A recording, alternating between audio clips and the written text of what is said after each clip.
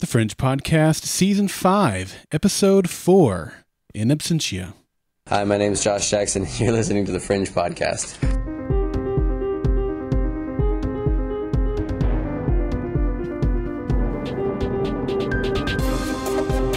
Support for the Fringe Podcast is provided by listeners like you and by this week's sponsor, Global Cash Card. Learn how Global Cash Card provides world-class solutions for pay cards, gift cards, per diem cards, flex cards, and more by visiting thefringepodcast.com/globalcashcard today.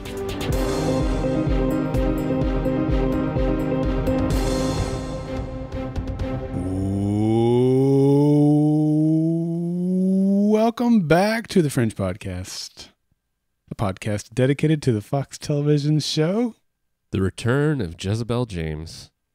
I got nothing on that. You never seen this one? I don't think I have. It's the one where Parker Posey and stars Parker Posey and Lauren Ambrose is her sister. I think it was out in around 2008, and she's a children's book editor. Okay. And Caroline in the City?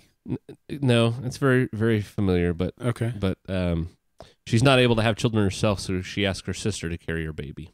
Phoebe? No. It was created by the lady that created the Gilmore Girls. This is one of my favorite shows, actually, of all time. Okay. Either that or I'm just reading it off the Wikipedia page. I'm going to go with number 2. B. Yeah, I've never even heard of it. Okay. All right. Well, I'm Darrell, and in case you're joining us for the first time here in season 5, we didn't formally introduce ourselves last week, and we probably should have done that. But I'm Darrell, and I'm Gertrude. And nice to have you with us today, Gertrude. Thank you. Yeah. So should I call you Gertrude the entire podcast, or should I call you Clint, which is what your mommy calls you? You leave my mommy out of that. I just wanted You're to going to have a hard time calling me anything, Darrell, once I'm done with your face. Oh, man. Violence already? I just needed to know what the expectation was for today's podcast. Clint? Yes. All right. Clint. How you doing, man? Good. Has your week been good? Yeah. Yeah? Yes. I've been actually out of town. I see, and I didn't even know that until Friday when you're on your way back into town. Yes. That's the plan. Well, I'm glad you had a good trip. You made it back safely. I did. Yeah. Where did you go? I was in... my destination was the Orlando airport. You had a meeting at the airport and then you came back? I flew to the airport. I stayed about half a block from the airport. Yeah. I worked 2 days. Okay. Right off of the airport, but I mean like right off. Like you have to go through, where they have the rental car return and stuff like that. That's where it was. And then I checked out of my hotel and flew home. You get to see all of Orlando's finest airport. Yes. Well, it's good to have you here. Yeah. Good to have all of you guys joining us. To our Bunsen burners who are joining us here in the live show, hello to all of you as well. And to them, the Bunsen burners, I want to express my appreciation. We moved our live show back an hour today, which we announced last week, but they're all here still, even though we moved the time. You're here, and I appreciate that so much. And thanks to all of you who are listening. So let's get started with our discussion on In Absentia. This was written by David Fury and J.H. Wyman, directed by, I'm gonna try it this week, Jeannot Szwarc. How's that? Sounds good to me. All right. Jeannot Szwarc. And a lot of you Losties will recognize the guest star that we had. He played Gael Manfretti, the loyalist guard, I guess. That was portrayed by Eric Lang. And how do you think most of our audience will recognize Eric? If they're Lost fans, they will recognize him as Penny. They've seen him in Another Life, brother. That's right. No, I mean, he played the girlfriend / love interest of... No, try again. Somebody else on a boat, though, wasn't it? Somebody else related to a boat? Is he on a boat? No. I don't think so. Not at all. It is Rydzinski. Yeah. Rydzinski. Yeah. Yeah. What, he was the scientist that designed the hatch, if I remember correctly. Is that right? Yeah, no, you're right. And you're right, ended up, he had a little brain splatter on the interior of the hatch. Yes, that was the end result of Rydzinski. But yeah, so Stuart Rydzinski from Lost. So cool to see him on this week's episode. There were of lots Fringe. of lost. Were there? Lots of lost innuendos. Losts. Losty, lost. We might mention one or two of those in our episode discussion, but let's tell you what, let's talk about the Fringe binge first. Okay. It's time to get the scoop on Fringe. It's the Fringe binge. The Fringe binge.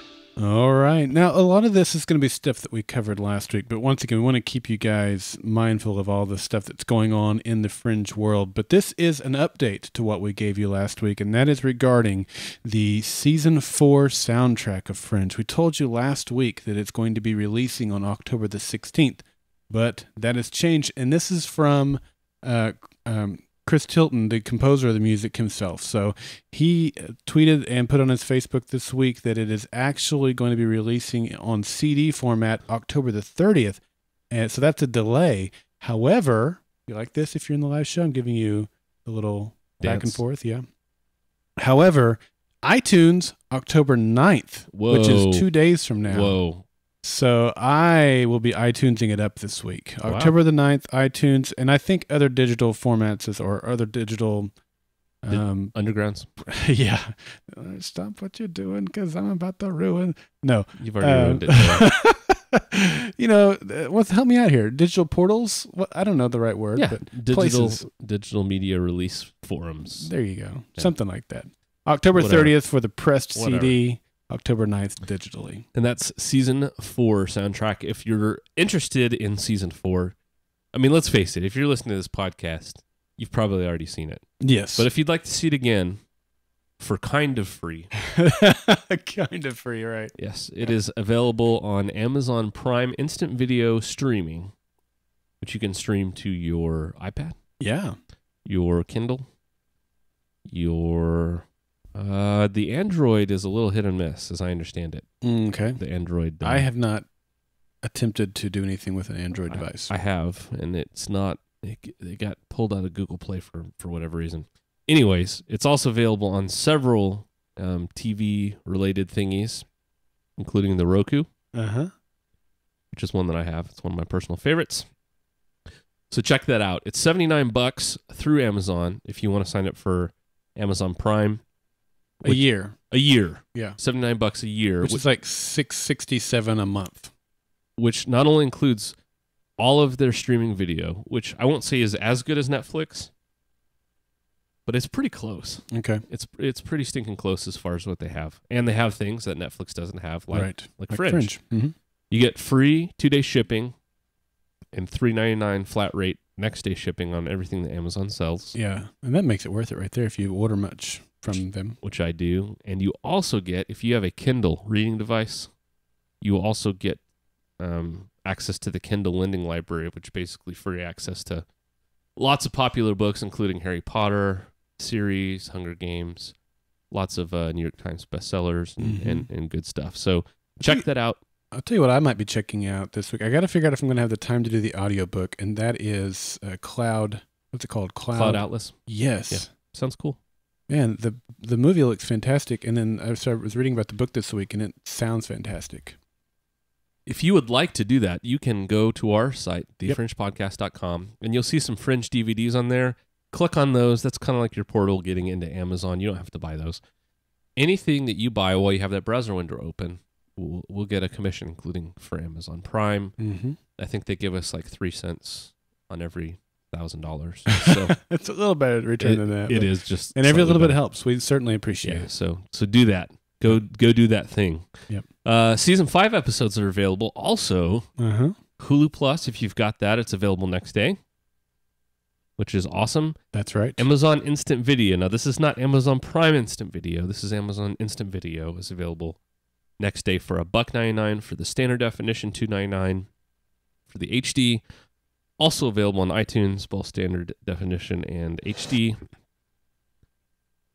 It's very dramatic. It's a very dramatic iTunes. I was sorry if you heard that. I was just checking Hulu to see if episode 1 was now available for non-Hulu Plus members, and it is. So it looks like if you're not a Hulu Plus member, it's the 8-day wait. If you're a Hulu Plus member, it's next day. That's right.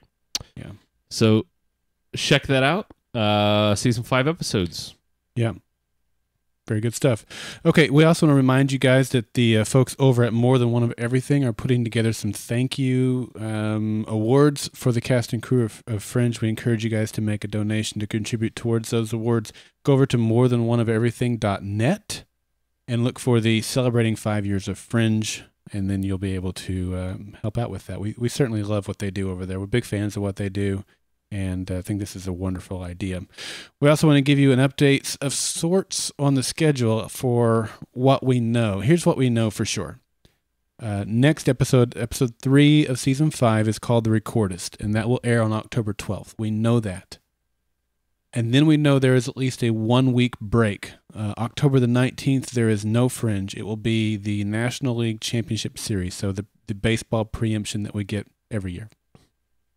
Here's where it gets a little foggy for me. After October the 19th, I don't really know what's going on. On October the 26th, that is in the middle of the World Series, but there is not a World Series game scheduled for that day.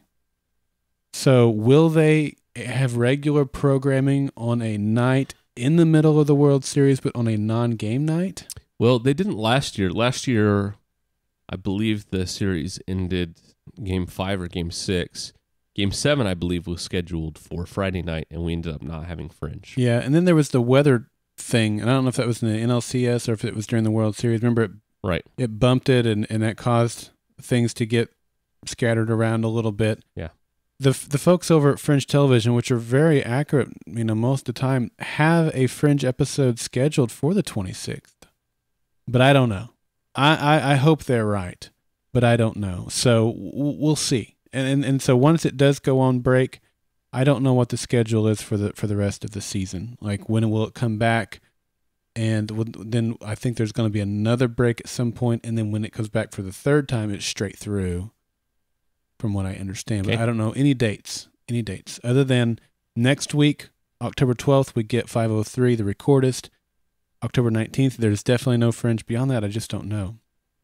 But I can tell you that episode 504 is called The Bullet That Saved the World. And I can tell you that episode 505 is called An Origin Story. Cool. Yeah. The Bullet That Saved the World, that's got to be about the bullet that Etta keeps toting around and looking at longingly, don't you think? I hope so. Yeah. Maybe it's a new bullet. Maybe it is. Who knows?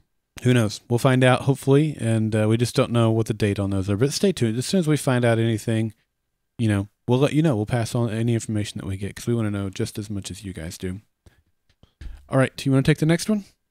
Yeah, we're still planning to have a Fringe finale party. We again don't know the final date, but if you're interested, you can check out the poll that's up on our website, thefringepodcast.com. We'd appreciate getting any feedback if you plan to attend, if you don't want to attend, but your mom wants to bake cookies for us. All of those things are helpful. That's a great idea. Darrell made a pot of coffee 3 days before the first episode, and he is saving that to drink for the Fringe finale party. So yeah, that's right. You have that to look forward to, and so much more. So check that out. Yeah. Also, just wanted to mention podcast award nomination time is happening. That closes the 15th. Podcast title would be The Fringe Podcast when you go and vote. And of course, our URL is www.http://www.thefringepodcast, all lowercase, all one word. Oh boy. Period. .com/. No ending slash. I mean, it doesn't hurt, but. So, yeah, you can vote for us if you think that this is worth your time. Well, this is not a vote at this point. This nomination. Is a nomination. I'm sorry. Thank you very much. And I want to clarify, not to correct you, I want to clarify because it's a two-part process. Right now, you are submitting a ballot of nominations, and you're only allowed to submit one ballot, per email address. And we're not encouraging anyone to try to game the system, because if they think that the system is being gamed, then we're disqualified. So, but it's one ballot per email address, and then they'll announce the finalists in a couple of weeks. If we're a finalist, then you can go in and vote every single day. Yes, and we'd like for you to nominate us if you'd like to in Best Entertainment Podcast and Best Produced Podcast. Yeah, and also and most likely to fail at singing podcast. That's not a category. Oh. But if it were, man, we'd be a shoo-in on that. I think we would win that I think one. we'd ride your coattails all the way. Yeah, you can write that one in. All right, Clint, tell us about your Bunsen burner this week. Look, before we get there, okay. How about a tease? Oh? A tease. A tease? A little bit of a tease. Oh, I'm so glad. I think I know where you're going with this one. Yes. Because I didn't put it in the notes. I noticed. Did you put it in the notes? Nope, I didn't I'll put do it in the right notes. now. Okay. At the end of this episode, at the tail end, we have a shocking announcement. It's pretty mind-blowing, isn't it? Do you want to tell me? You want to give him a little bit more information than that? Well, I have decided, out of the goodness of my heart, that I will no longer be singing. That's no, that's not true at all. That's definitely not That's totally true. false. No. This is actually a fantastic announcement. As we've done in the past, we are holding a contest. But this isn't just any contest. No, this is the mother and father and paternal grandparents of any contest that we've ever had. This is the big one. Oh my goodness. This is a gigantic one. So we're very, very excited. Yeah, this is good. We will provide details to everyone who sticks around through the podcast at the very end of the podcast. They have to put up with all of your singing to get rewarded for contest details. I don't know if it's worth it. You know, these modern devices. Don't mention fast forwarding. I was going to say, like, you don't even have to wait for the fast forward. You just press the button and it's instant. Mm-hmm. Not like in my day when we had tape and we had to get the pencil and the tape and crank it That's around. right, and spin it. That's right. All right. Now tell us about your Bunsen burner. All right. My Bunsen burner was 9 rodents of unusual size. I don't think they exist. Nice. I love the Princess Bride one that you did. I went with Doctor Who. Okay. I have 8.5 Simons from the End of the World. Nice. You I with me like on that. there? I like that. That was a really nice tie-in. All right. On so many levels. Yeah. Yeah. I'm glad you liked it. I liked yours as well. Thanks. All right. Well, let's talk about the episode recap or play the episode recap, and then we'll move into. You got something for Science of Tomorrow today? Yeah. Oh, excellent. Well, let's do the recap first.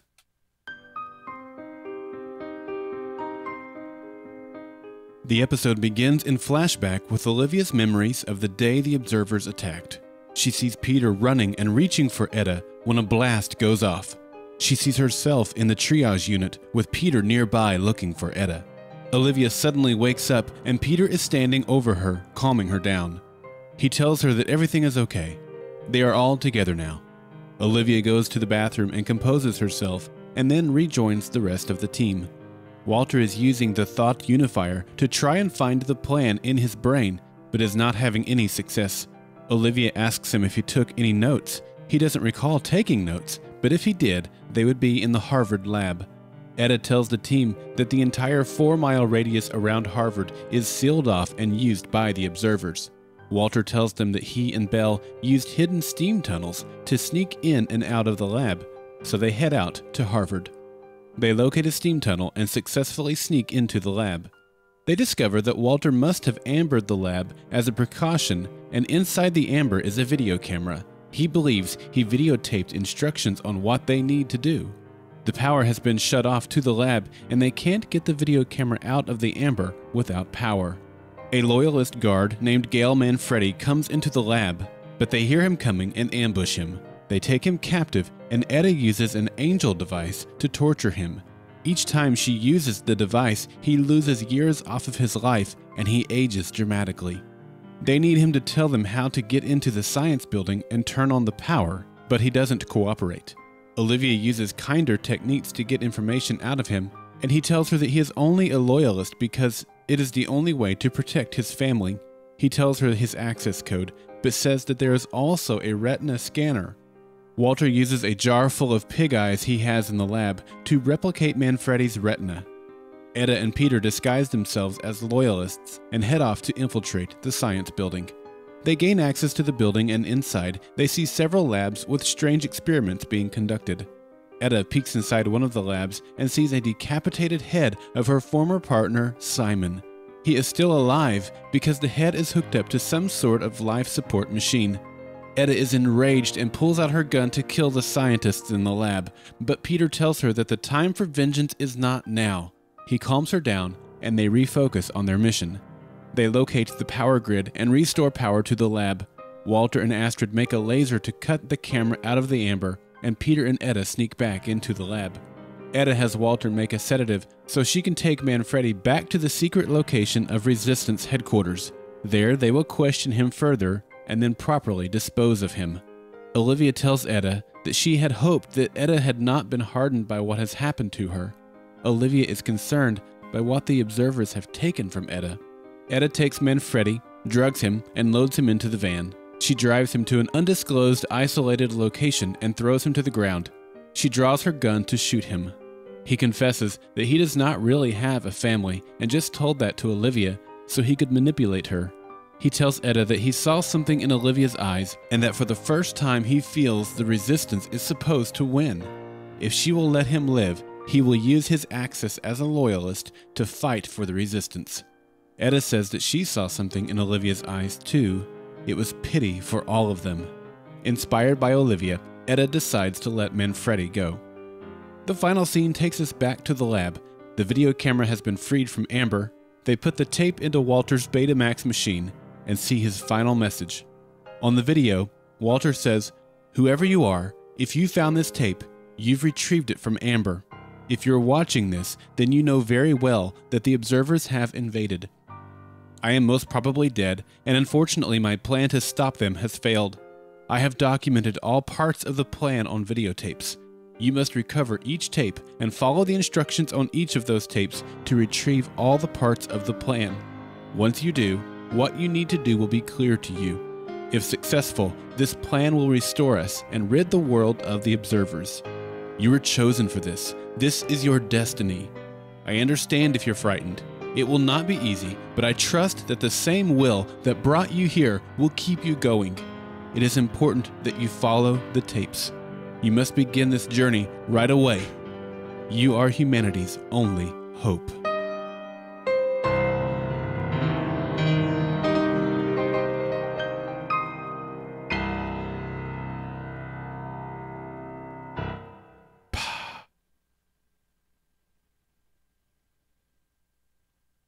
Mute button fail. I can't believe it. I'm going to take away your mute button. I don't deserve a mute button. That was one of the most worthless purchases I think we've made. You think so? Yeah. I think, never mind. It's only caused problems. I don't think it's ever prevented any. Well, it's helped though. I mean, the purpose was so that when you sneezed or something, you can mute yourself. That's true.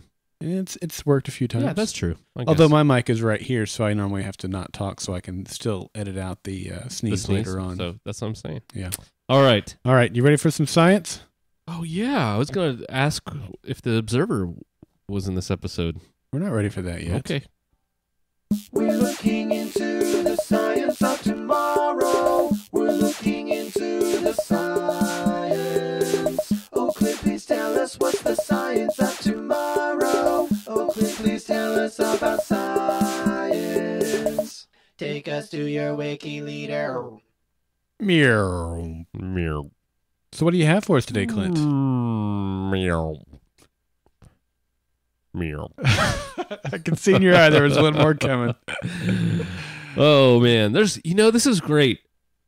I know we've talked about this already, Darrell, but I was really concerned that we would have nothing to talk about on Science at Tomorrow. And here we are, second week in a row. There's lots of stuff I could have talked about this episode. Yeah? I mean, I really feel like there was a lot of stuff that we could have discussed, but I'm only going to discuss one thing. Oh, really? Yeah. All right. Which is it? Because I have no idea. Uh-huh. I have no idea what you have in the notes. No. I have not looked. I think that you do. So we're going to talk about retina scanners. Oh, okay. I was hoping you would talk about the retina in today's science. And so we are going to talk a little bit about biometric IDs. Okay. And then we're going to talk more specifically about retina scanners and how to fool them. Okay. Can they be fooled? It's a good question. Oh, I'm going to stick around to the end of this. That's right. Okay. So biometric IDs are propping up in all manner of security protocols, I guess is the best way to say that. Uh-huh. Probably the most popular right now is fingerprints. Yeah. companies are building fingerprint scanners into laptops. They've got commercial door locks you can buy for your house that use fingerprints. Right. Gun locks, gun safes. They're all over the place. I used to have it on my laptop, and I loved it. Yeah, it's fantastic, right? Because you don't have to type in a long password. You're done. Yes. Yep. The problem with fingerprint scanning is that they can be fooled. Somebody gets a copy of your fingerprint, they can be fooled using Play-Doh or gelatin or anything else to mask your fingerprints. And some of the cheaper ones that exist out there can actually be fooled by just having a picture of your fingerprint. Wow. And not only that, but there's certainly a difference in quality from the very cheapest to the most expensive. Sure. But the false alarm rate of the fingerprint scanner is pretty high, relatively speaking. There are three other things currently being used for biometrics. And actually there's more than that. But these are kind of the main ones. So there's iris, where it looks at, the part of your eye, the front part of your eye, to do an iris scan, where it basically takes an image recognition of your iris. The other thing is facial recognition. This has been added to Lenovo laptops, for instance, as well as certain Android cell phones. Okay. And again, some of those have been shown to be fooled by taking a picture of somebody's eye and then just looking through it, cutting out the hole in the middle, looking through it. Also, facial recognition has been shown not only to be fooled by a picture, but also, let's say you've got a beard on, or you change your weight, or a lot of these other things. At least with the early editions, those have not been able to compensate very well. Yeah. So I can see why a beard would be a difficult thing. It would. For it to, especially if it's a bushy beard. A bushy beard would make things difficult, right? So, and then also if two people look alike, somebody that looks like a twin or something, right, could break into your laptop. So the two by far the best right now are the, as far as security goes, are the palm scanner. Okay. Which looks at the infrared absorption of your palm, basically maps it, how much it absorbs in the infrared light. Because you have a unique palm, your blood vessels all look different in your hand, and so you've got a unique fingerprint there. Same thing with the retina scan, which basically looks at the backmost layer of your eye and maps out the blood vessels using infrared light. So infrared light is shot into your eye. The blood vessels absorb more, the other stuff reflects more, and you get this print of a retina. So as far as I know, there may not be, I may not have all the information, but it is not, I won't say not possible, but it's very, very unlikely to beat a retina scanner. Okay, particularly with a scalpel and a... Particularly with the scalpel. You would have to basically come up with, you'd have to have somebody's retina, do a map of it, and then come up with something at the proper focal distance, because it has to focus the light through your eye. Right. That absorbed infrared light and reflected infrared light. It's possible, but again, I don't know how you would do that. And you're not going to be able to do it on another retina. Okay. So because a pig's eyeball is going to have its own blood vessels, right, that absorb infrared light. And unless you cut all of those out, making kind of a blank slate, or just slice the eyeball in half and then, using IR absorbent paint or something, draw the retina on there, that's probably not going to work. Yeah. But it could work for an iris scan. In fact, one of my favorite shows that I watched with my son, How It's Made. Oh yeah, I love that show. They had one where they showed how they make glass eyes, and it's a really fascinating process. Yep. But they actually use fibers to put blood vessels on the eyeballs to make them look 3D, and then they hand draw the iris, which is pretty cool.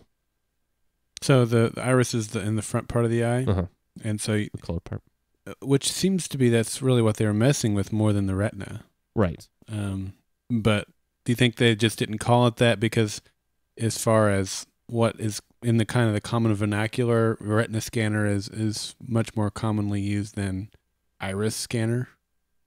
Yeah, it's possible. It's possible that they just didn't know any better.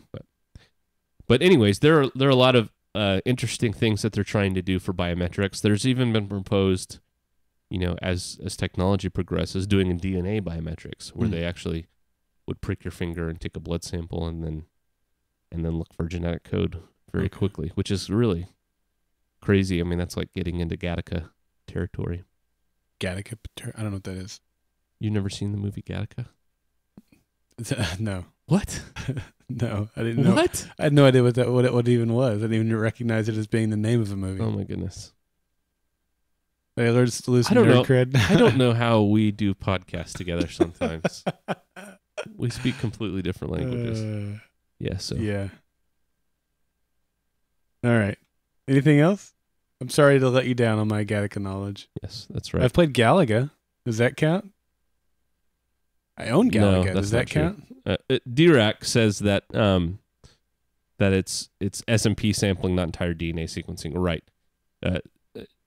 SMP is single nucleotide polymorphisms, where it looks at differences in the different parts of the DNA, and there are lots of different things that you can do to get a very quick picture of somebody, get a DNA fingerprint without doing the entire DNA sequence. But okay, that is correcto. And there's all kinds of other things they've talked about doing, including, this one's really scary, a full body scan. Like at the airport. Kind of like at the airport. Wonderful. Yep. I love those. I get those about twice a week. I wish they'd put it on a flash drive so I could take it home. Yeah. It'd be awesome. Yeah, well. All right, anything else? All right, that's it for this week's Science of Tomorrow. All right, thanks, Clint. Let's move into food for thought. Root beer float. Butterscotch pudding. Mr. Papaya. Fruit cocktail. Coffee yogurt. All right. What do we have? We had grapevines. Grapevines. Yes. Breadcrumbs. Breadcrumbs, yeah. I think that's it. I think that is it. No egg sticks this week. No egg sticks. Yeah. I've never had a grapevine. Have you? I've never even heard of grapevines. Well, I hadn't either. I looked them up on their website. They've been around for a long time. Have they really? Yeah. Are they made by the same company that makes red vines? Red vines. Sure. Huh. I didn't even hear. Maybe for our finale party. I think for our finale party, we need to have like various foods and stuff, like some coffee yogurt and something like that. We definitely have to have red vines. Maybe we can try to get some grapevines for the finale party. I might bake some egg sticks too. Gross. Well, you might just need about 3 of those. Yes, I've got a recipe. Yeah. Chalk, milky white substance. Yeah. I don't know. Yeah, we need some strawberry Pop-Tarts for the finale party. Yeah. Yeah. Anyway, we'll get all that planned and put together. Strawberry flavored death. And of course, we're going to have karaoke. It's the Fringe fandom versus Clint. What? Yeah. Do I get a prize if I win anything? Yes, you get to keep your life. So, what? Is this a karaoke to the death? That's right. Wow. We don't wipe your mind. Thank you very much. And by the way, it's pronounced karaoke. Okay, whatever. Karaoke. All right, the glyphs this week. See, you're so into it, you knew how to properly pronounce it. The glyphs this week spelled faith, and of course last week was doubt. Yes. And the observer this week, again, we don't need to do this. The observers are everywhere. Although, I still have hopes that we'll see Michael Cerverus at some point this season. But even then, I doubt that he'll be hidden in the background somewhere. I think the Where's Waldo observer search is done. Yeah, I think they're done as well. Which is kind of sad because I enjoyed that game. Me too. All right, Clint, why don't you get us kicked off today? All right, this week, Darrell, I haven't listened to any of the feedback or read any of the feedback. Do we get hate mail? No. Last week. We say the stupidest and most terrible things, and the people still love us. What is the deal? I don't know. You know what? Josh Jackson is ugly. Anna Torv is too. That's right. John Noble is a terrible actor. Yes. And he's boring. Yes. Jessica Nicole has no personality. She's like cardboard. That's right. And Michael Cerverus is the dumbest, most unoriginal actor. Non-talented. I mean, September. I mean, the character he created is boring. Yep. Who cares about the observers? I don't. You know what a great show is? New Girl. That is a great show. I wish we had more reality television. I love reality. We should do a podcast on Wipeout. You know what? I heard Jersey Shore got canceled. I nearly cried for 2 weeks. It would be much more interesting than Fringe. I know. Best show ever got canceled. Is that what we have to do to get hate mail? Send it in, folks. That's my favorite segment. We should make that a regular segment. And now it's time for Darrell and Clint try to get hate mail. All right. No, this week I thought, and you can disagree with me, Darrell, but I thought this week felt much better. It felt like Fringe again to me. Really? To me, I liked last week's a little bit better. I gave last week a 9, this week an 8.5. I mean, come on. It's just by the smallest of margins. My wife said the same thing. Yeah? Which, okay. Whatever. I mean, there were certainly some more iconic scenes from last week, but this week felt more like a Fringe episode. And the reason for that, I think, and if I may say, this felt like the episode that we should have gotten last week. Okay. Coming back, I thought the pacing was much better. It was a much faster paced episode for the most part. The team worked together, but they built on each other's strengths. So we've really seen Olivia kind of take over this maternal role. I like it. Peter, a more paternal role as well. Definitely. But the teams worked together. We were back at Harvard Lab. We had music. We had random animals in the lab. The pigeons. We've seen them before. Not in the lab. Well, he had the one that he brought back to life. That's true. Was that a pigeon, though? I don't know what kind of bird it was. I don't know. It felt like Mission Impossible 2, where he comes out walking in slow motion and the pigeons come out. Remember that? Yeah, John Woo. Yes.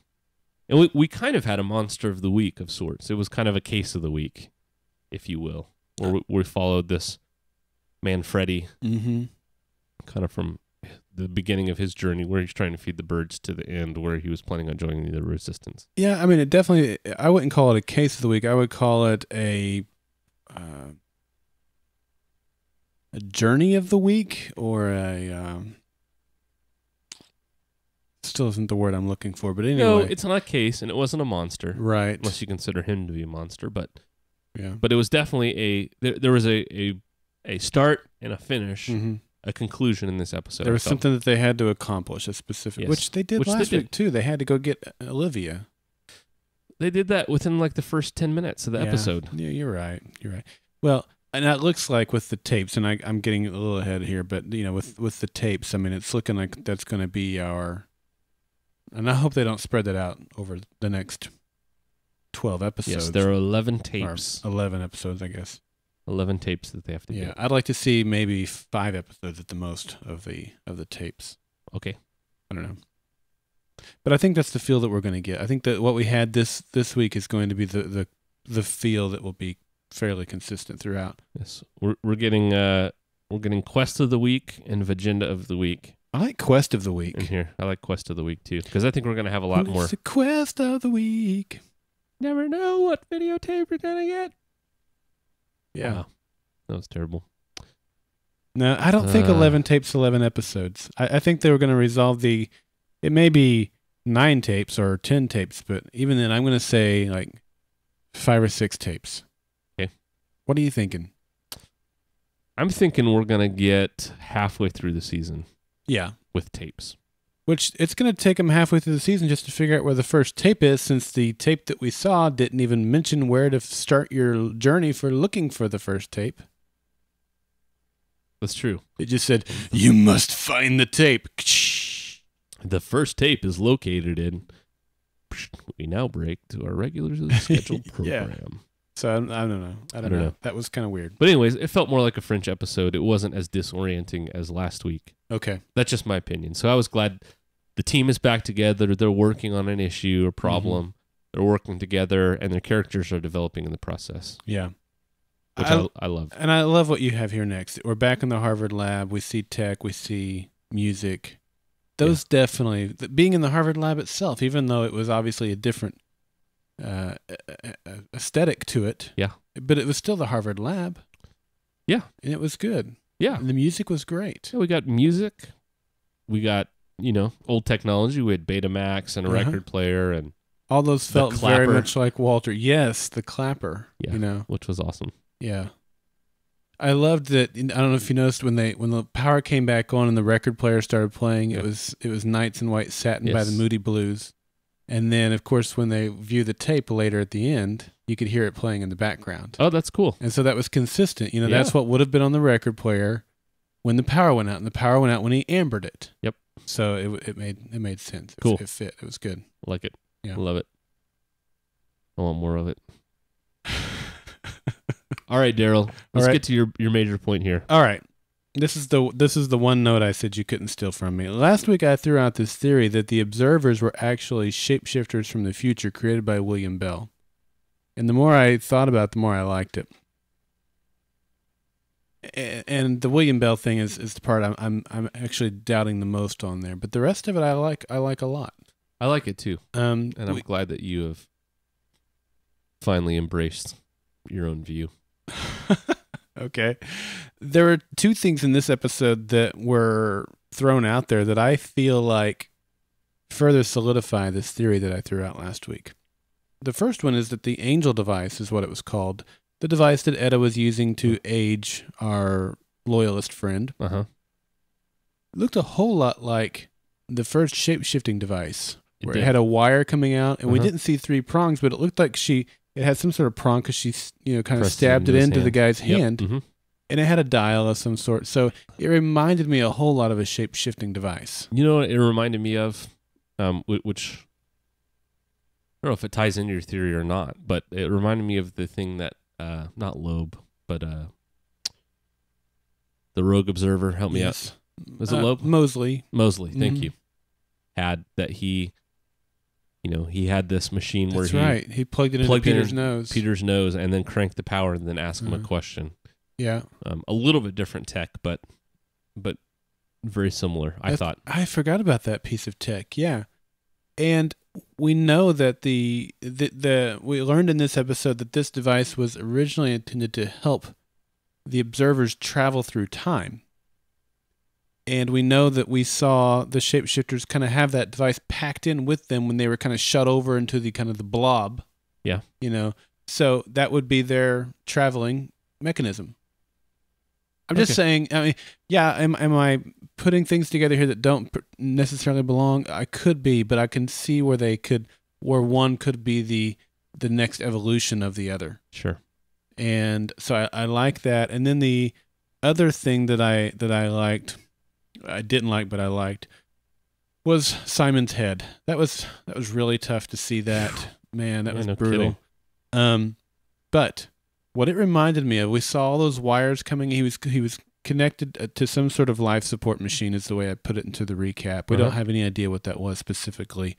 But all those wires coming down from his head, you and I were never really able to put our finger on how Newton could be a shapeshifter and yet have his head that was reattached. Right. But when you remember that scene when Newton did reattach, he had all those tentacles and stuff. Yep. So, if he is from a further point in the future, but he is a shapeshifter from the future, not an observer. Maybe he's even, not quite the observer, but beyond the shapeshifters that we've seen so far. We're talking about Newton here. Yep. Then again, what we see with Simon in there could be a similar thing. Let me throw out another theory that's similar. Okay. Ties kind of in with yours. What about the Terminator postulate, if you will, that in order to send humans back in time, human beings, they're not able to send the whole bodies, but they are able to send the frozen heads into these cryogenic chambers. So we may get to see Newton as a human working for the Resistance, where they capture him and reprogram him for the shapeshifters and then send him back in time. That would be fantastic. I love that. That would be so fantastic. I like it. Yeah, it would be fun. Yeah, it would. So anyway, those are kind of my thoughts on that. I felt like those are a couple of things that could help support what I threw out there last week. Okay. I hope we haven't seen the last of Henry Ian Cusick. What we saw this week, in my opinion, was clearly CG. It was like a head scan that they had maybe scanned his head and then turned it into a CG or something. In other words, it didn't look like they had taken him and then like blue screened the rest of his body out. No, that's true. It was still a little bit off, but it was still really good. I hope we actually see him walking around, even if he's got his head reattached to something. That's what I was going to say. You know? I would not be surprised to see him again. Yeah. Honestly. Okay. I hope so. All right. 2 things along those lines. All right. One would be that we know that Simon, was next to William Bell in the Amber. Yes. And we know that the Loyalists had discovered him. Right. And William Bell. That's right. Where's William Bell? Did they do the same thing to him? Is he floating around? It's possible. Not literally, figuratively floating around. Like, did they cut his head off too and he's out there somewhere? Yeah, or are they doing some sort of experiment on him? Yeah. Did they pull him out of the Amber is the question. No, I think they definitely pulled him out of the Amber. What we don't know is, and it might depend on what William Bell's role in all of this is. That's true. You know, they may have said, oh, we just saved William Bell. That is true. Or they may have said, William Bell, let's cut his head off too. I don't know. I think they did pull him out. Okay. I think there's more. He's like a transformer. More than meets the eye? That's right. Mm-hmm. I think we're going to see it. But is he an Autobot or a Decepticon? That's the question. Decepticon, of course. All right. No, I was going to say that, this week, last week, in my opinion, not that I'm complaining, this is just more of a, I noticed that than a complaint, that you could tell that the budget went down last week. Okay. You could tell that the budget. We talked about a couple of scenes there. Yeah, took a hit. This week, I didn't feel that was the case. In fact, if anything, I thought that this episode was pretty tight from the angel device scene was pretty cool. The laser shooting through the Amber was pretty cool. Mm-hmm. Simon's head was pretty cool. And then the makeup that they did on Manfretti to age him. I thought that was really good. So that was good. Now, when he was out in the sunlight, you could kind of see it reflecting a little bit, where parts of his face that hadn't had it applied were not reflecting as much. Yeah. But it was still really, really good. Yeah, I thought so too. And I thought they did a good piece. The actor, he's bald. We've seen him in Lost and stuff like that. Right. He had a hairpiece on to begin with, and I thought it was a really good looking natural hairpiece they put on him. Yeah. Okay, what else? Shall we talk about, speaking of him and being on Lost, should we talk about some of the other Lost tie-ins? Tie-ins. I was going to say flashbacks. Sure. That's not the right word, but yeah, tie-ins. Okay, go ahead. Well, I had a lot. I think this is where I got the word flashback because I saw it in my notes. I had a Lost flashback for sure when Peter opened that hatch and we get that camera shot up and he's holding the hatch door open. Yeah. It was straight up out of Lost, right? They just needed like a torch in their hand. Yeah. Do. Yeah. That was the Lost music. I caught for the that. hatch. Yep. Yeah. Yep. Yeah, I mean, there were several when we saw Simon's head through the portal. Yeah. My first thought was not Penny's boat. I expected Peter to put his hand up there. That's funny. That one did not occur to me, actually. I don't know. We had the observers in the white lab coats, which reminded me a little bit of Dharma. Mm-hmm.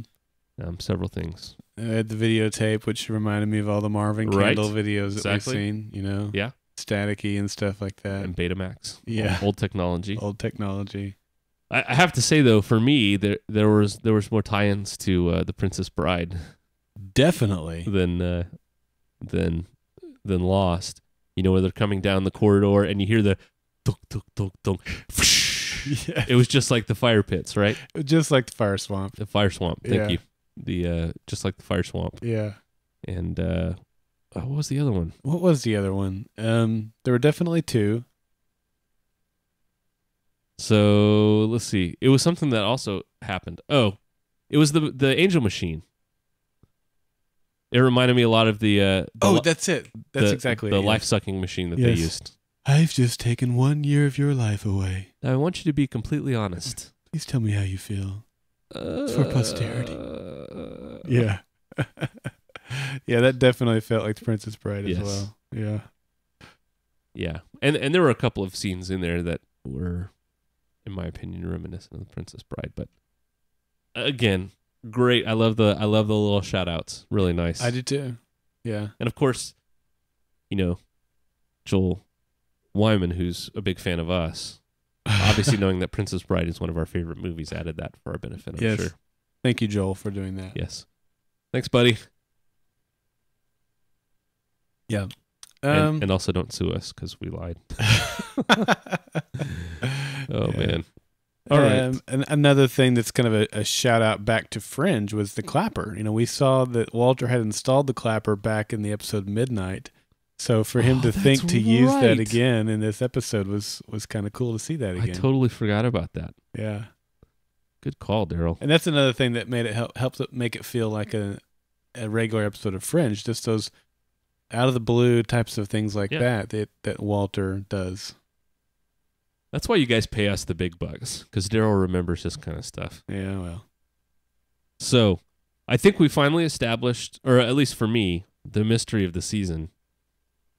Okay. The mystery of the season, not necessarily the goal of the season. But okay. The mystery of the season, and we can talk a little bit about this, is why are the observers doing this? Well, because they destroyed their own world, and so they needed a place to go, to live. Okay, okay. Again, let's pull a Terra Nova here, and why would you go back to this time period? I got you. And why, if you destroyed your own world, why would you come back to this time and do all of these researchy type things on human beings? That's the part that's a little bit. Are you they are scientists. They are a scientific team, so they just might see it as this is now our new world. We want to study our world that we're in, because before they weren't supposed to get involved, and so they might have been writing down all these things that they want to study or learn more about when they actually stop observing and start infiltrating or the invaders. Invading, there you go. So that could be it, because we know that they are, at least the original 12 were a scientific team. I don't think that this is a scientific team. The only thing that I can think of is that they destroyed the world.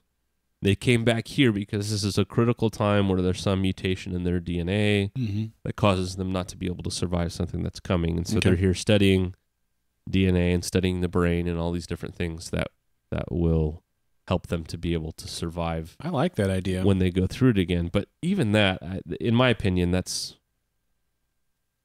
a little bit of a stretch too. Well, I think it's very plausible. Yeah. And we've already talked about this. I know we have last week, but would you go back to the 1700s? Let's just say, England in the 1700s or France in the 1700s. Let's say we're going over to Europe. Okay. Take over all of Europe and then wipe out the native population. Would that make any sense? Why would you do that? Well, you would only do that if you felt that they were some sort of threat to you. And if they were, then subjugate them and kill those that resist. Is that really what you would do? Well, not me personally. I'm not that type of person. But yes, you are, Darrell. I can see why a person with that mentality would. Yes. If it's me or them, if I'm going to survive. Okay. And I'm going to go back and take over this period, there is going to be resistance. So you either subjugate or you destroy. Or you go and that's what they've done. Where you can be ignored. Yeah, well, and they've done that. But if there are so many of you that you can't, look, there's observers everywhere. There's thousands of them. Yes, but why would you come to the most populous places? Why wouldn't you go to a place where you could live in peace and harmony? That's like asking where you're not going to disrupt the timeline. Because here's the deal. You and I don't know your ethnic background or anything like that, but I'm assuming that somewhere there was a line that went through Europe. Yeah. If I go back to the 1700s and bomb everything, there's a chance that I won't exist, right? Causality? Unless they're in a different timeline. Right. So I guess here's another theory. Maybe that's why the scientific team went back to study the observers, or the scientific team of the observers went back to study time, so they could determine who led to their genetic code of the observers and then wiping everybody else out. Yeah, maybe. I don't know. I don't know about that. That just seems like everybody would be involved with that by the time you get so far down the road. Time travel is messy. Yeah. So I would say a different timeline. But, they also come from a very sophisticated society, a very technologically advanced society. And I do think that if they gone farther back in time, it would have been like pre-Magnon era for them. For all intents and purposes, it's like, oh, these people don't even have electricity. How am I going to function? So I think I do think that was part of their decision making, was how far back can we go where we still have some of the comforts that we're accustomed to. Like carbon monoxide poisoning? Well, but the ability to manipulate carbon monoxide. Yeah. Could they have done that, 200 years ago? Yes. Yes, they could. I mean, they leveled Central Park and used their technology. Did they use their technology, or did they use technology that was existent in the timeline that they infiltrated? I don't know. And that's what I'm saying. And we don't know, but if they're depending on technology that's present in the timeline that they invaded, then they're kind of stuck in with. Would you depend on technology? You would have to. You would have to be. It's like Marty McFly when he goes back in Back to the Future 3. He's dependent on what the resources that are available to him in the Old West. Yes, but that's Marty McFly. That's one guy, right? Yeah. That's not this team of super highly technical beings that know how to do time travel. Right. But do they know how to bring stuff back with them through time? Can they bring truckloads of resources with them through time? Why not? I say no. Why couldn't they? We don't have any evidence that they've done that. Well, they brought antimatter bombs through. Did they? Or did they figure out how to use the technology that was present to do that? How could they do it? It happened at the exact same time they showed up. Sure, but they had observers already present in the timeline that could have set those bombs just waiting for the invasion to come. So you're saying that our calendared observers, December and September, set up the antimatter bombs in place? I'm not saying that. I'm saying there might have been other observers present, other spies that were not part of the calendared observers that set up these antimatter bombs in various places around the globe, so that everything was set in place when the invasion time came. Using the technology that was present in 2015. Okay. We don't know. Okay. I'm just trying to throw out an argument messy. against you. It's fun. I love this type of stuff. Maybe we'll find out. It's messy. Yeah. But in my opinion, that's the mystery, right? Okay. Why are the observers here? Why are they doing this? Yeah. And that's the one I hope gets revealed. And what was the purpose of the scientific team? Mm-hmm. I would like to know that. Back in the day. Yeah. So, for me, all around a good episode. Because last week I was like, we're just going to watch this play out. I mentioned the thing about the Star Wars prequel. Right. Which I thought for sure. How did you not get any hate mail? If I'm going to get hate mail. I'm tempted to fire up my email right now and see if we've gotten any. No, and see if we've gotten any hate mail. While I can imagine the Bunsen burners who were in the chat room send us some hate mail right away, just so we would have some. In fact, I'm going to check it on my phone. All right, let me ask you this question. Olivia is the mother of Etta, and as the mother, like you as a parent, you want the best for your children. You want them to have the best opportunities to succeed. You want them, to be, I'm assuming you want your children to be good citizens and good members of society and make a contribution to society and be good people. So as Olivia and Peter look at Etta and some of the hardness that she has, they're trying to manipulate is not the right word, but mold her into something softer. Will that softer side of Etta be detrimental to the Fringe team? That's a great question, Darrell. It definitely brings up an interesting family dynamic. I we're making jokes in the chat room on Friday night about we have hate mail. Yes. about we have multiple hate mails. Oh, good. About Etta, and this fact that she's had to live without her parents guiding her and shaping her and teaching her about the wonderful parts of humanity, not just the bad parts, but the wonderful parts too. Right. And now here they are all of a sudden, and it's like the teenage daughter, with the parents that don't understand her, get out of my room. You don't understand me. You'll never understand me. I hate you. I wish I was never born, kind of thing. right. They missed that whole phase. I know. So now, there's a little bit of them falling kind of back into that. And I think we're going to see, this is a completely new dynamic for the Fringe team. No doubt. And I think it's really cool. So, I here's what I think, and here's what I mean by detrimental. I mean, Etta recognizes that she can't be soft. Right. She would have killed Manfretti. Right, Manfretti? Yep. Okay, I want to make sure I was pronouncing it right. She would have killed him if it had not been for Olivia. Yeah, she's Ripley, right? Sure, I could go for that. But, and that's the way it is, right? All's fair in love and war. They would have killed her. She kills them.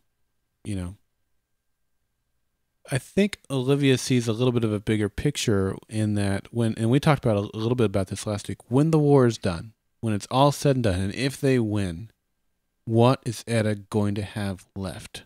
If her whole mission in life was filled with obliterating people, and that I say people, I mean the observers and the loyalists. Yeah. Then when that is gone, what is left? And if there is nothing positive there, then bad things happen, or you just you could answer that in a number of ways. You could say, well, suicide is the only answer, or you could go into drugs and drinking. Sure. There's many roads past that people go down at that point. Yes. And I think that Olivia sees that she wants more for her daughter. Sure. But in the meantime, until the war is done, you can't be soft either.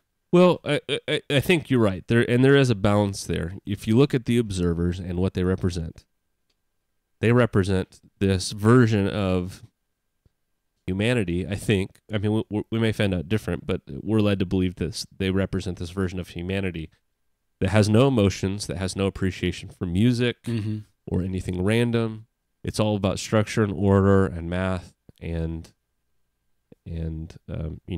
logic and almost like a machine, right? Sure. They've basically had all of their humanity stripped away through whatever happened in the future, or through genetics, or through the fact that they are androids, whatever, right?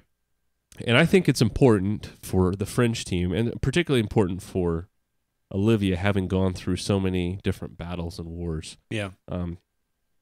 She's gone through it where she hated the other side, right? But came to understand humanity and finally saw their point, right? Or at least saw part of trying to understand it. And I think, and I don't know if there's any truth to this, that Olivia wants her daughter to remain human, and wants her to retain some of the things that make her human, that make her vulnerable. That she would rather see her daughter get hurt, maybe even die, and still retain some of her humanity rather than turn into a robot. Yeah.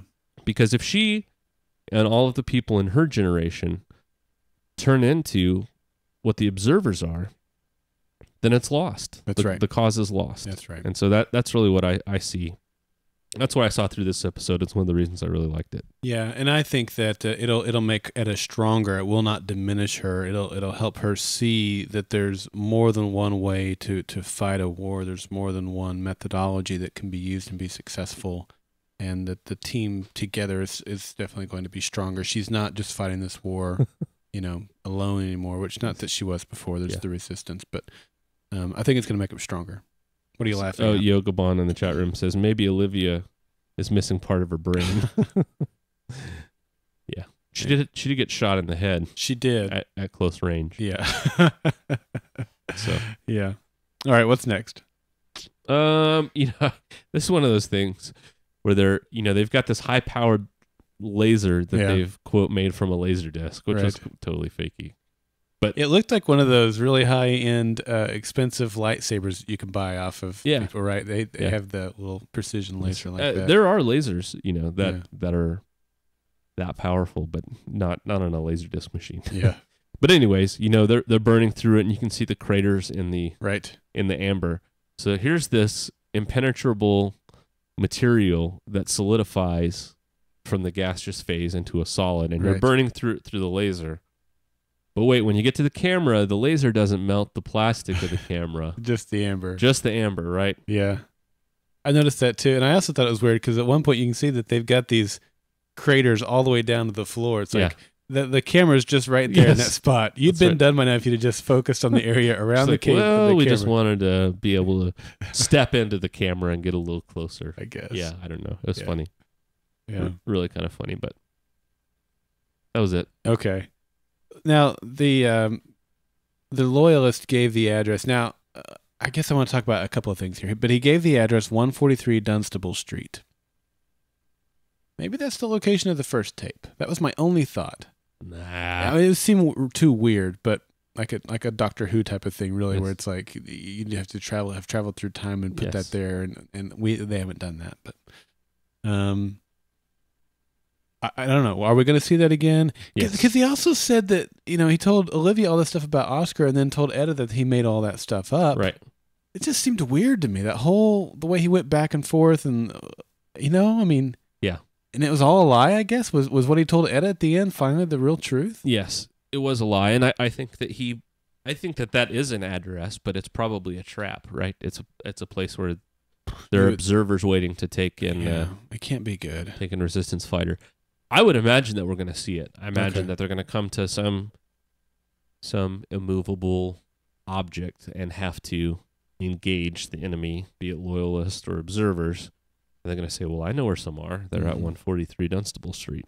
I've actually been about 2 blocks from there. I looked it up. It is an address. Now, I think he said number 7. I didn't look to see if that was an actual unit there. But yeah, I've actually been about 2 blocks away from there. That's cool. Yeah. All right. What else you got? Will we see him again? That's my next question. He went off saying, I've got an active tat. I'm a member of the Loyalists. I'll be an insider for you. Is he being truthful there? Will we see him again? That's part of the twinge question, so I will wait. Oh, I forgot you did. You put that as your twinge question. Okay, I'll mark that off then. What's next for you? So it looks like they're going after the Horcruxes. Okay. It's a Harry Potter reference. Yeah, you don't get that, do you?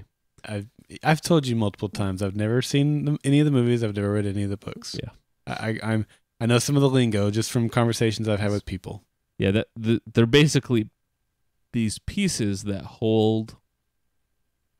I'm gonna get hate mail for this. It's not the spirit, but they hold the power of the bad guy named Voldemort, and so they have to go and capture these and break them so that he loses his power. And so the Deathly Hallows it follows Harry Potter and Hermione Granger and all of the cast of characters through all of their adventures in finding these Horcruxes. Okay. I said, somebody said, "Oh my gosh, Clint said his name." It's the one. Yeah, I even know that from talking with people. He who shall not be named. Yes. Oops, my bad. But anyways, so is it like saying Candyman 3 times into the mirror? I'm not gonna do it. Okay, not gonna do it. How do you feel about that, Darrell? How do you feel about the Great Tape Hunt?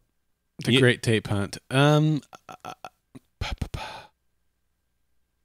At this point, I'm okay with. I like that there was a plan B. And it was done in a way that Walter would have definitely done it, right? To use very old technology, even for the time in which he did it. I mean, Betamax is a totally Walter thing to do. Yeah. This is the guy that's using a slide projector in a presentation that has the joint, convening of the two universes, right? So it was a very Walter thing to do it in that fashion. Yeah. And it was also like him to have a backup plan and have it stored somewhere. So I loved all of that. And given that, I mean, plan A was in his brain. So plan B, you've got to scatter it, kind of like the machine was, right? Yeah. I mean, he's the guy that invented the machine. So again, it fits in with what he's done. It's just like the computers in the 90s. They backed up everything on tape. That's right. That's exactly right. Yeah, so that's fine. Now, how is it going to be executed each week? That's the part that I'm not so sure about. In the meantime, I'm on board 100% and excited to see what happens. I just don't know if they're going to drag it out for the rest of the season or not. I kind of hope that they don't. I'd like to see it resolved in 4 or 5 episodes. Okay. What about you? I agree. I am looking forward to it, and I hope that we're going to find out more about the mystery of the observers and why they're here and what they're doing. And then we get the payoff of them being defeated. But I like the fact that they're not that there is a plan and that they're going to have kind of these weekly wrap-ups at the end of each week. Like I said, and you said, I think 5 tapes seems like a reasonable amount, and then we'll work on implementing the plan on those tapes. Exactly. And then hopefully, none of the tapes have been damaged. That's another wrinkle they could bring into it here was, well, this tape is damaged. We don't know what the content of that tape is. Right. Now we've got to kind of surmise what it might have been. Right. I kind of hope not. I mean, yes, is it far-fetched to think that a tape would survive this long out in who knows where and who knows what type of environment? Would it have survived? Probably not. But I'm kind of hoping that they do find them all and kind of move the story along and not have this other wrinkle upon a wrinkle that they've got to fix. Yeah, I agree. Yeah, okay. All right, who is big guy number 19? Is it Big Eddie? Are we finally going to get to see Big Eddie? Wouldn't that be awesome? That was so funny. Big guy number 19. Big Eddie. He got Big Eddie out there, and so he meets Peter, and he's like, so we meet again. For the first time. For the last time. Yeah, or is it William Bell? Is it December, the oldest of the observers? I like that. Those are just 3 things I wrote down for conversation. It would stink to be big guy number 19. Because it's like, okay, you cracked the top 20 big guys. Yeah. But you're still like at the end of the double digits. There's nothing to be impressed about being number 19. Well, unless you're working your way up.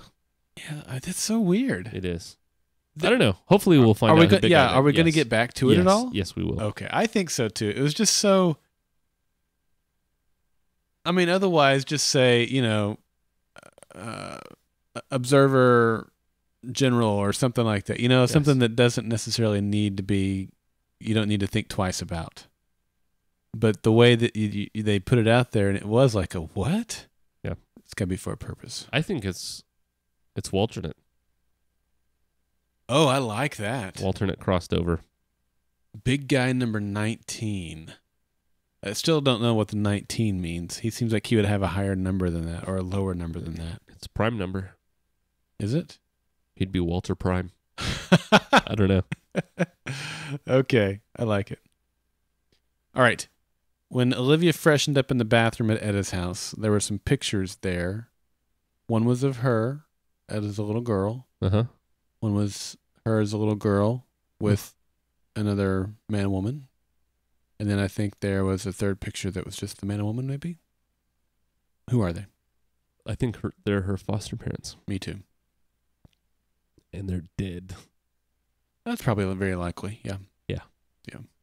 Now, we saw Olivia's flashback this episode, which was a whole lot like Peter's. I don't think we really learned a whole lot more about that other than the conversation that led up to Peter going over to get Etta. Right. It was still beautiful to see, Olivia's point of view on that, and then how it affected her after she woke up. Just that would be very. It's like she said, for them it's only been a couple of months, or a few months, but still crazy. It would be hard. It would be hard. Yep. So, are we going to get a flashback from Etta's point of view on what happened on that day, and then learn more about her backstory that way? I mean, is that what's going to happen in the next episode, maybe, or do you know? I don't know. Not that you know. I mean, I don't want you to spoil anything. But what do you think? I don't have any idea. We really haven't seen any flashbacks. Yeah, which is odd. I'm guessing that they may do an entire flashback episode. That'd be kind of cool. I'd like to see that too, just from the point of September. What did he do that got him killed? As we're assuming he got killed, or anything. Fill in some of those through a whole episode. Yep. That'd be good. I like that. Okay. Darrell, what's the deal with the dragon in the steam tunnel? What's the deal with your voice right now? Jerry Seinfeld? What? That was a terrible Jerry Seinfeld. That's perfect. I mean, there's steam. And there's a dragon, but there's no fire. That's terrible. I have two things on it. Maybe not two things, but anyway. So we're led to believe that William Bell and Walter Bishop ran around in their Speedos high on LSD in those steam tunnels. Yeah. And it would, which is a pretty picture when you think about Leonard Nimoy and John Noble. Yeah. Yeah. Yeah. So I can see a few things. I can imagine if you were high on LSD and you saw that dragon, it might be a wonderful experience for you. What it might cause you to hallucinate. Okay. And so therefore they might have done that in several places. It also could have been a breadcrumb so they could find their way back to their lab. Could be. Now, what the dragon itself signifies, I'm not sure. I thought it might be our clue from last week. I went back and watched part of, the Thought Unifier, whatever it's called, Model 11. Transilience, that is. There were two things in last week's episode that I observed that could have been the episode clue for this week. One, and they were both in that. The only scene I rewatched was the street scene with the Amber Gypsies. Yep. But when Peter and who did he go with? Oh, Astrid go back to try to find Olivia. Right. Walter and Etta kind of stay out. Yeah. And behind Walter's shoulder, you do see a dragon there. They're in kind of a Chinatown-looking district anyway, right. So there's no surprise that there would be a dragon nearby. Right. So the dragon could have been the episode clue for what we just saw. Or maybe all 13 episodes are going to have a dragon, and that's what we spot instead of the observer. Ooh, I like that. That'd be kind of cool. Yeah. But the other thing, there's a neon sign also in that same scene that's in the form of an angel. We saw the angel device in this episode, so that could have been our episode clue too. Cool. But as far as the significance of the dragon, and it may be something obvious that I'm missing, but I don't know. Was the angel weeping? No. Oh, okay. No. Just checking. Yeah, I don't know. It'll be interesting to see if we see a dragon next week. Mm-hmm. Dragons are here. Speedo of Pie wants to know if Speedos are acceptable attire for the finale party. Send us a picture of what you look like in not a Speedo first. You mean Darrell. You mean fully Darrell's. clothed? Yes, that's what I meant. Okay.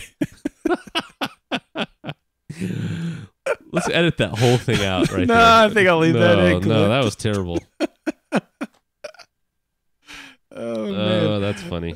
I have seen Speedo of Pie in a fez and a bow tie and other clothing as well. Let's move on. Okay, thank you. So you have no thoughts on the dragon either? No, Okay. I don't. Okay. Like I said, I think we'll have to see if there's one next week. All right. We'll have a trend. Are we sure we're in the same timeline is my next question. No, I'm not sure at all. I'm not sure at because, all. we don't have any anchor points, right? We haven't got Right. any flashbacks. Right. We haven't heard them talk about, hey, remember that time when I shot you in the head and William Bell rang the bell? Oh, I'm sorry. I was misunderstanding your question. I thought you were asking, are we sure that the observers are in the same time? But you're saying, is our Fringe team in the Yes. same timeline we saw them in last season? Yes. I'm going to assume so until we see otherwise. I assume so. I'm going to also assume so. But we have 0 anchors, right? We don't have anything that anchors us to the previous timeline. Nothing is coming to mind that is concretely saying, yes, that has to be the timeline that we saw just last season, which was a different timeline than before. Right. But I'm going to assume it is. Okay. And I'm just going to be different and say it's not. All right. Wow. You're basing it on nothing. You're just trying to throw something out there. I'm going to say it's not because I think that season 4 was planned as the finale, and since we got a season 5, we're back to the original timeline. Huh. That's what I'm saying. Okay. Just to say something different. All right. We saw a woman. It looked like a woman in there with her head shaved. Uh-huh. And, of course, the next picture we got was a bunch of brains in the jar. Are they trying to create a female observer? Is that why they came back to this timeline? Because they're lonely and they want female observers? I don't know. Perverts. I saw that too. In the first, what did we see in the first one? Oh, we saw a woman with her head shaved, and aside from her head being shaved, I don't know if you noticed it or not, but there was one of those. To me, it looked very similar to the device that Walter would put on people that had the little nodes on it to kind of read their brain scan, the brain waves or whatever. They lost sound in the chat room, by the way. I'm fixing it. Okay. I don't know if you saw my note or not. Nope. So, which I thought was kind of interesting. Again, thinking about the William Bell thing. If Bell and Walter worked together to create that device, and Bell is now the creator of all the observer stuff, then that could further perpetuate my theory. So I don't know. And then in the second one, we saw brains in a jar, a bunch of brains in a jar. Right. And then in the third one, we saw Simon. Right. Now, are they trying to make a female observer? I don't know about that. Maybe they're making a robot. A girl robot. Is that from a movie? It's from a commercial. Identity theft commercial. Oh, is that right? Yeah. I guess I haven't seen that. It's not coming to mind. Weird science. I do remember that. Yep. All right. Well, that's all I have for food for thought. Darrell? Is that right? That's it? Gosh, we did get to the end of our list. Yeah. Man. I think we had less notes this week than we did last week, and I'm pretty sure it took us longer this week. Oh, yeah. We had some really good debates back and forth, though. I thought so. I thought this was a good week. Yep. All right. Well, that means it's time for Quote of the Week. Oh, it's the quote of the week. You never know what's gonna happen. Quote of the week. You better get right down and vote for it now. Quote of the week. You never know what's gonna happen. Quote of the week. You better get right down and vote for it now. Word. All right, Clint, let me ask you this. The winner from last week. We already made this decision. Okay, good. We're not going to try to act it out. No, we then. can't. Good. They did such a wonderful job. We couldn't even approach the job that Anna and Georgetta did last week. That's true. Yeah. So here's the winner. It's Hi Mama. Hi, Mama.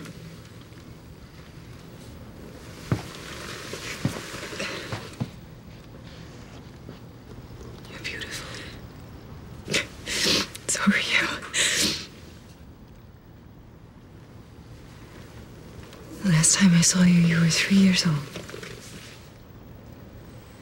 Now this time I thought it was 4.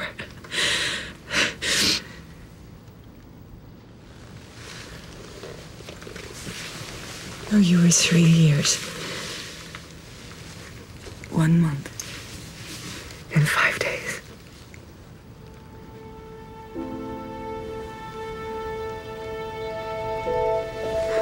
There was not one moment that I didn't think about you. Such a good quote. I'm so glad that one won. That was that's the one I voted for. But it's such a moving, touching scene. They both did such a good job on that one. All right, the first quote for this week is, "You don't know my world." Etta, I understand how hurt you must be. You don't know my world.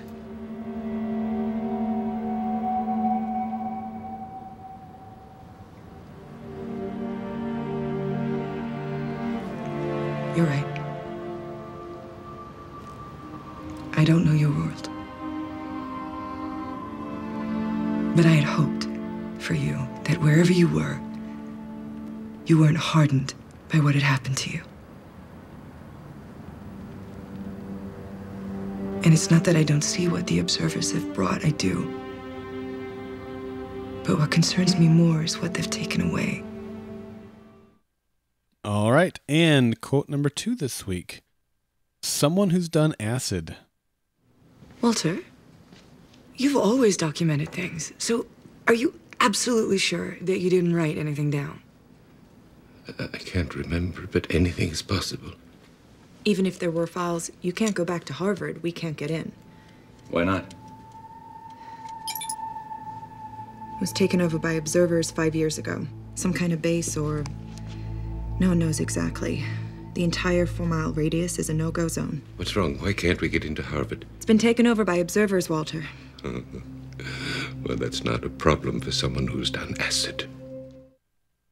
All right, and quote number 3.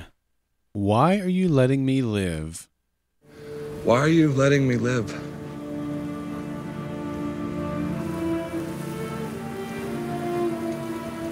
Something that I saw in her eyes as well.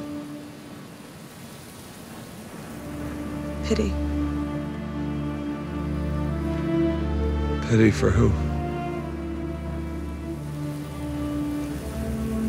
For all of us. All right, and the final quote. I know you like to be in control. Thank you. For what? When I said it was logical for me to go turn the power on instead of you. That I know protocol if something goes off track and that Peter should go because he's the engineer. I appreciate you respecting my experience. Because I know you'd rather it be you. I know you like to be in control. So do I. Ooh. Yeah. I didn't see that as a burn. I saw that as a very respectful way of saying that I'm a lot like you. And, but at the same time, I respect you. You know, there was mutual respect going on back and forth. I thought it was a bonding moment between the two. Me too. Yeah, it's good. Not quite as powerful as the winner from last week. No, Bonding in a different kind of way. But yeah. So those are the quotes. I'll have those up on Monday. You can go get your vote on over at thefringepodcast.com. And obviously, as every week, I also announce it on our Facebook and our Twitter pages whenever we get that up. All right, Darrell, is it that time? Oh, man. Is it? Already? It is that time. I have to bring the document if I don't have it pulled up. I've got it pulled up. But before we do that, I just want to let you guys know that if you'd like to provide feedback about this or any of the other Season 5 episodes, you can do so by calling us, 304-837-2278. That's 304-TFP-CAST. Mm-hmm. And tell us that you're leaving voicemail for the Fringe Podcast. You can also email us at feedback@thefringepodcast.com. Follow us on Twitter at GSM Podcasts. And let me point out, we're still getting just a few folks that are tweeting us over at Fringe Observers. I kept that address. I had to reclaim it with a different whatever. We still own Fringe Observers, but our primary Twitter ID is now GSM Podcast. We switched it over. So if you were already following us, you stayed following us, right. But it's GSM Podcasts. GSM Podcasts. You can also check us out on Facebook at facebook.com/Golden Spiral Media, SoundCloud at soundcloud.com/Golden Spiral Media. And YouTube. I haven't mentioned this a whole lot. That's true. Late last season, we started videotaping all of our, although not videotaping, but you know what I mean, all of our podcasts. So if you've never joined the live show and wondered what it's like, we post them all up to youtube.com/The Fringe Podcast. So that's correct. I'm going to double check that because it might just be Fringe Podcast. But anyway, I'll check that while you segue in. All right. So here it is. This is the Season 5. It is The Fringe Podcast, by the way. Okay. YouTube.com/The Fringe Podcast. This is the Season 5 called Bridge the Backstory Contest. This is our big one, and we're really, really, really excited about it. This one, of course, is sponsored by our sponsor, which is Golden Spiral Media. And they Global Cash Card. I did the same thing. Our names just roll off the tongue the same way. That's right. We even named our company after this place because they're so awesome. Is Global Cash Card, and we'll talk about the prizes. But first, we want to tell you a little bit about the contest. So it's called Bridge the Backstory Contest. And we haven't got any flashbacks. Now, we may get flashbacks, but up until this point, we have no flashbacks. Right. So what we want to know from you, the listeners, the fan base, is what do you imagine happened between 2012 and 2036? How did Peter and Olivia prepare for the birth of Etta? What did Walter give Etta for her first birthday? When did he switch to grapevines? Yeah. Did September and the Fringe team work together, or were they fighting each other? What was going through the team's mind on Occupation Day? What was Etta's childhood like after the invasion? There's so many things that happened in this 24-year-old gap. Yep. What happened to Big Gulps? Did they become triple Big Gulps?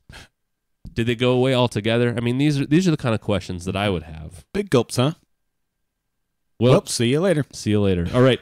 So that's what we want to hear about. Yeah. bridge the gap. What happened in that fill in the backstory. That's absolutely right. Yeah. Now here's the kicker, and this makes it a little different than our other podcast in our other contests. Our other contests, we've picked a medium, not like a psychic medium. We've picked a medium in which that we wanted you to tell us. We've done songs and videos. We did insert the observer in a picture, which was fun. That's probably my favorite. That was really good. So here's what we want. We want you to pick your favorite creative medium, and we've got several. You can write a poem. You can write a short story. Write a ballad or a song. Shoot a video. Create artwork.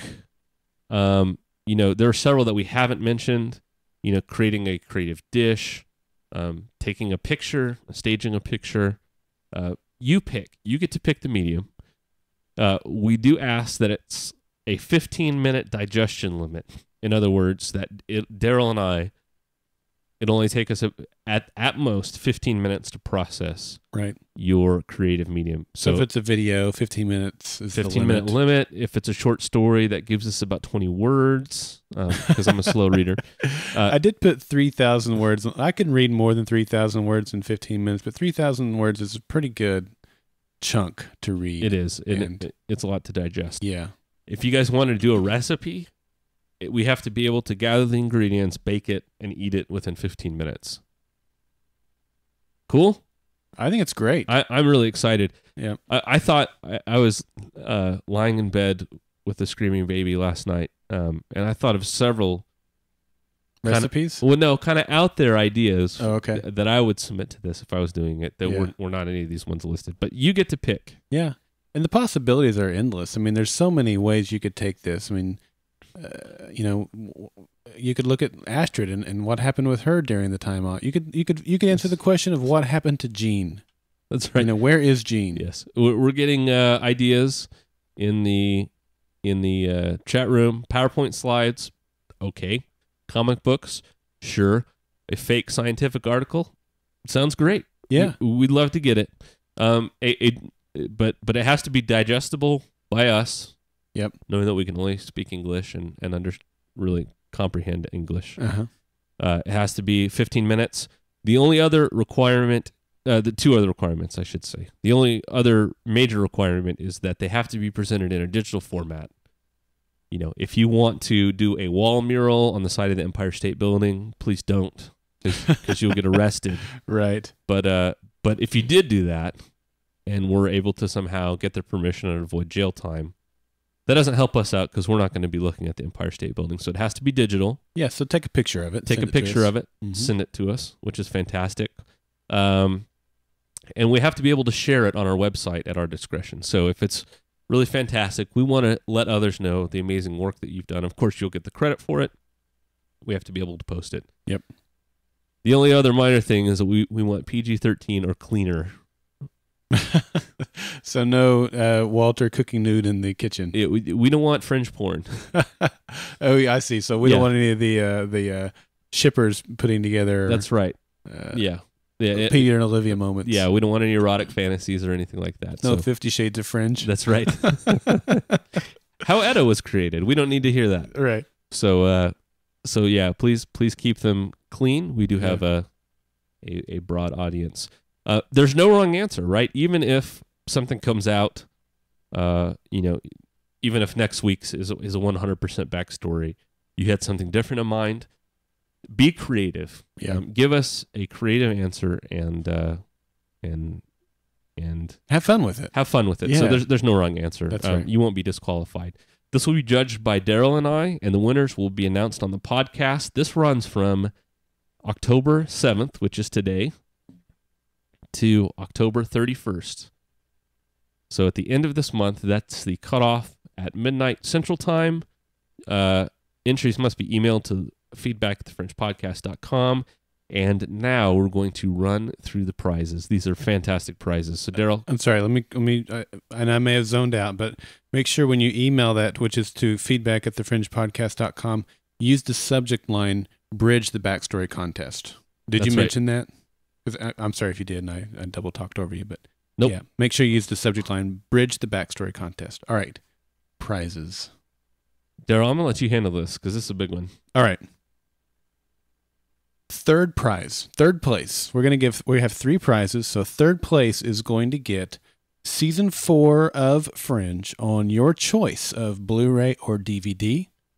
We'll be able to do this for region 1 or region 2, which is going to be the US, Canada, Europe, Japan. So most of our listeners fall within region 1 or region 2. I have not been able to figure out a way to get, or even if Fringe is on whatever region, is it region 3 or 4 that covers Australia and South America? I don't know.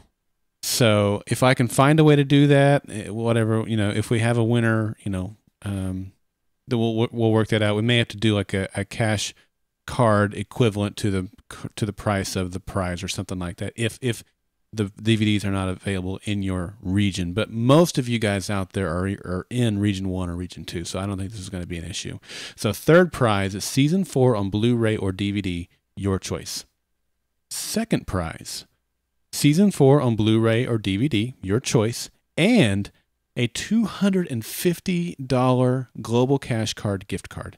This will come in the form of either a MasterCard or a Visa card that you can use any place that you can swipe a credit card. It's a great deal. First prize.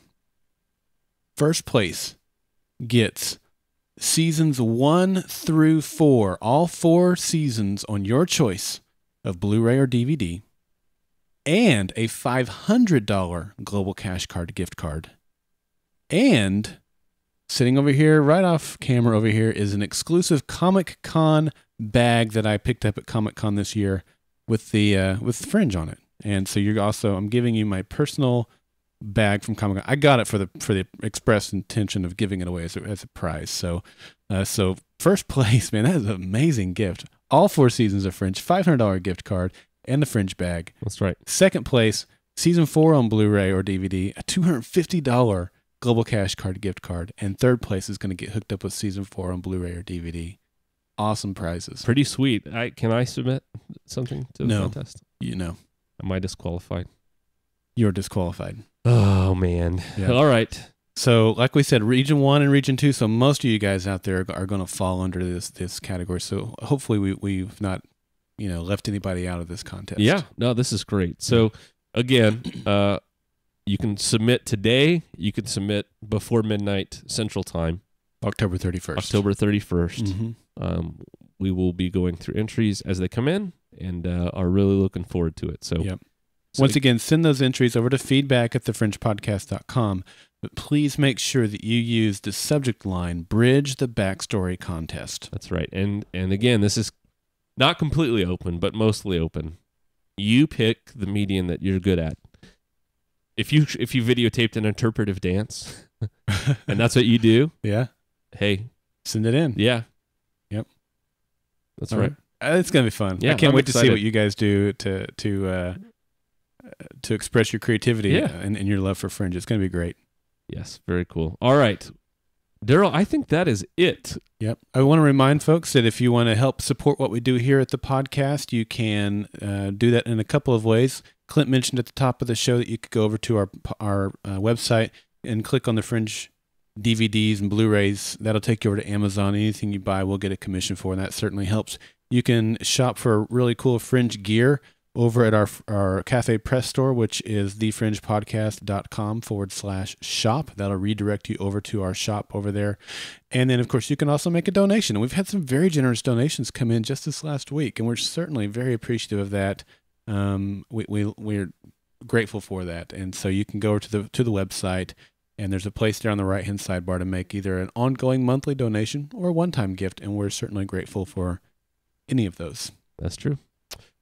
I do want to remind folks, I didn't mention this last week, I don't think. I mean, we kind of talked about Revolution, but Golden Spiral Media is also doing a Revolution podcast. So if you're watching Revolution on NBC, I'm doing it along with a new guy that we've brought in to host this show, and his name's Jeremy. And I know a lot of you guys are checking it out, but just in case you weren't aware of that, I want to make you aware of it. So you can go over to goldenspiralmedia.com/revolution and find our podcast over there. Or you can search in iTunes. It's the Revolution Podcast by Golden Spiral Media. Very cool. And it's a cool show. If you haven't checked it out, I think the episodes are available on regular Hulu now. They are. it's worth catching up on. You're only 3 episodes in. It's a good time to catch up. And we've already had 2 cast interviews, and so it's just a fun podcast. We're having a great time doing it, so go check that out. All right. Fringe Party. Go to the website, vote on that. We've already talked about that. So I think that's it. I think that is it. So, guys, really appreciate you tuning in for this episode. For those that are live, stick around for our feedback episode coming up next. And until next time.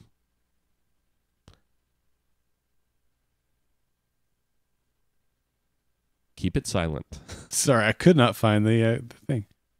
Stay Fringe-tastic. And keep it nerdy.